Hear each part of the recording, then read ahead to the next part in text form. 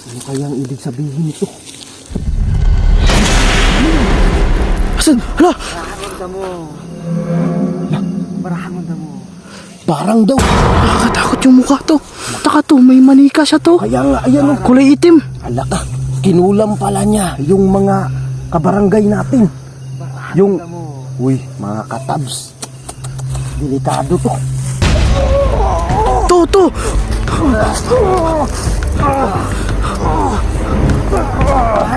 Grabe. To, okay ka lang? Kaya mo pa? Ano na kapangyarihan niya?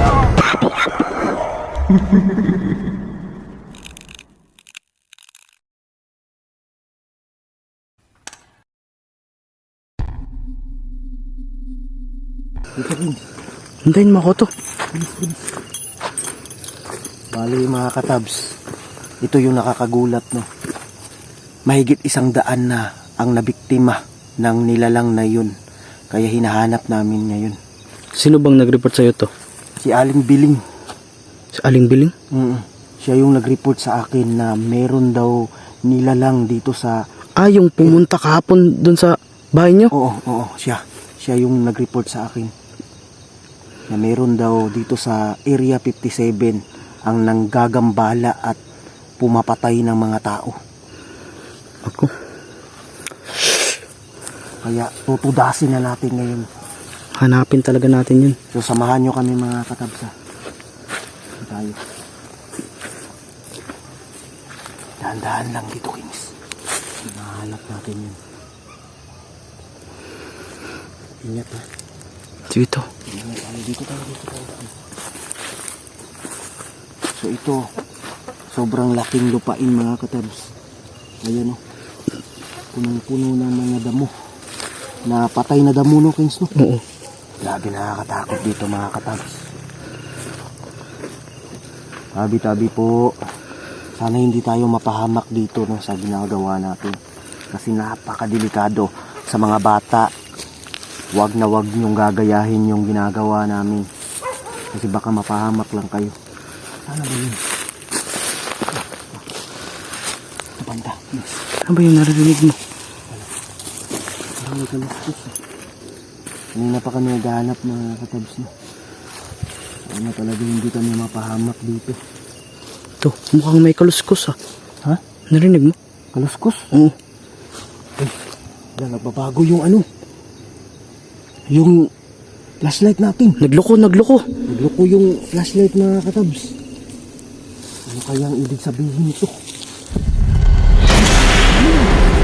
Asan? Hala! Barahangon ka mo. Barahangon ka mo. Parang daw. Nakakatakot yung mukha to. Taka to, may manika siya to. Kaya nga, ayan o. Kulay itim. Ala ka, kinulam pala niya yung mga kabarangay natin. Yung, uy, mga katabs. Delikado to. Bakit to? Isang mangkukulam yung kalaban natin. To, atras unti to. Atras unti. Atras. Ano to? Mamarang, Rick. Mamamarang? Mangkukulam. Ayun o. Nakakatakot na mangkukulam mga katabs yung kalaban namin. Kaya pala ito pala yung sinasabi ni Aling Biling. Ay, kilala ko to. Sino yan to? Si ano to? Barahangon ta mo. Si Aling Bitsay. Barahangon ta mo. Ala ka, anong ginagawa mo dito, Aling Bitsay? Ha? Aling Bitsay? Siya ba yan? Ito yung ano, yung kabarangay din natin. Yung gumagawa ng mga palakol, yung mga lagari. Mga ganyan? Pati yung ano, ano ba tawag dito? Pati yung mga itak. Ito yung gumagawa ng itak dati. Mangkukulam. Aling Bitsay, bakit mangkukulam ka na ngayon? Di ba gumagawa ka ng mga ano, lagari? Ano ginagawa mo dito? Para. To, atras. Daw. Sino kaya yung kinukulam niya? Delikado tayo dito, Rick. Kasi yung kalaban natin ay isang notorious na mangkukulam. Siya pala yung nangkukulam sa barangay natin. Oo. To, atras to. Lumalapit siya. To, may pangantay barang ka ba dyan? Akin na yung ano, akin na yung kadina. Yung dala mo kadina kanina. Wait lang, hanapin ko muna. Asan? Ay, Ito. ito pala. Ito. Ito. Kunin mo to. Kunin mo. Ano yung kadina? Bara, hindi na yan makakalapit dito. Bakit ano gagawin mo dyan sa kadina? Antay barang tong kadina. Bara. Antay kulam yan? Antay kulam. Sige, lalapit ako dito. Ayan na, nilapatan na natin ng ano, para hindi na makalapit. Parang nababaliw na tong babaeng to. Uy. Aling Bitsay, umuwi ka na sa inyo. Bara. Nababaliw ka na. Nababaliw na si Aling Bitsay, mga katabs. Bara. Hindi mo ba kilala to? Hindi ko yung kilala ito eh. Nako, notorious na ano to. Mangkukulam na to ngayon. May kilala akong ano, gumagawa ng ano yun? Mga itak, mga ganon. Pero, parang hindi yan siya eh. Siya yun, Si Bitsay? Si Aling Bitsay. Ayan o, tingnan niyo si Aling Bitsay ngayon. Nababaliw na siya. Ayan mga katabs. Delikado na yung pag-uugali niya kasi bigla-bigla na lang siyang nangkukulam ng mga tao. Oh, biruin nyo, mahigit 100 na kinulam ng babaeng ito.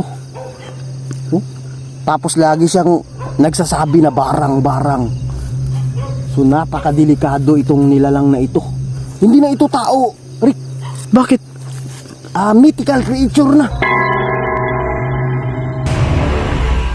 Ito, meron akong dala. Wait lang, may dala ako dito. Barang. Ano yan to?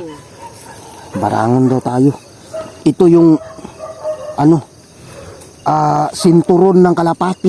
Ha? Anong situro ng kalapate? Ito gagamitin natin para hindi na makaalis yan.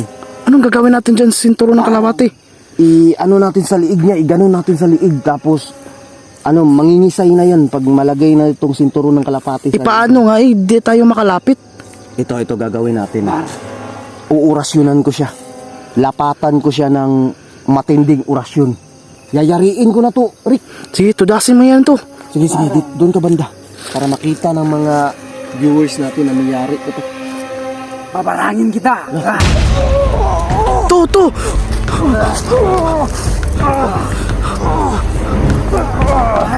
Grabe. To, okay ka lang? Kaya mo pa? Kapangyarihan niya.